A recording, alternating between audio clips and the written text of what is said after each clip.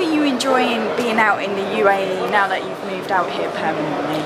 I love it, to be honest with you. I've had a long association with the UAE anyway. I mean, I first came to Dubai 20 years ago as an apprentice, and kind of caught the bug then of really loving the country and the people, and you know, I've been very fortunate to come back ever since. I mean, obviously I was doing sort of the 6 months and then the 6 months back in the UK, but you know, for the last 5 years we've been living here permanently, and it's given me the two things that are probably the most important thing in my life. You know, obviously racing, which is the most important thing, and my family, and I get to do, you know, I'm probably in a privileged position as a jockey that you don't get to do both things, and living out here gives me that option of spending quality time with my family and doing the one thing that's most passionate, and that's riding horses.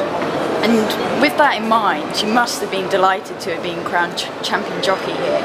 Yeah, it was unbelievable, because like I say, I've been here a long time, and we've been trying very hard to do it, and obviously I won it a couple of years ago, and then obviously lost it the previous year, and then, you know, to get it back, and it was a real long, hard fought fight with Tiger O'Shea, who's never the easiest person to beat, and yeah, it was very fortunate. We had a real good start to the season. Obviously, being with Satish, our horses were in great form, and I had a real good association with Vern Sortel and owner Carla Buda, and they gave me a lot of support with the Arabians, because you know, it's always been a huge importance. I think Arabians pay probably 60% of horses in Dubai, and going for the title you need a strong stable behind you on that front, and I've always had a strong thoroughbred stable, but I needed the sort of support of the Arabian side, and with obviously the help of Carla Buda and Ernst, that really, you know, gave me a strong hand for a crack at the title, and like I say, to win it, to get over the line was great, you know, and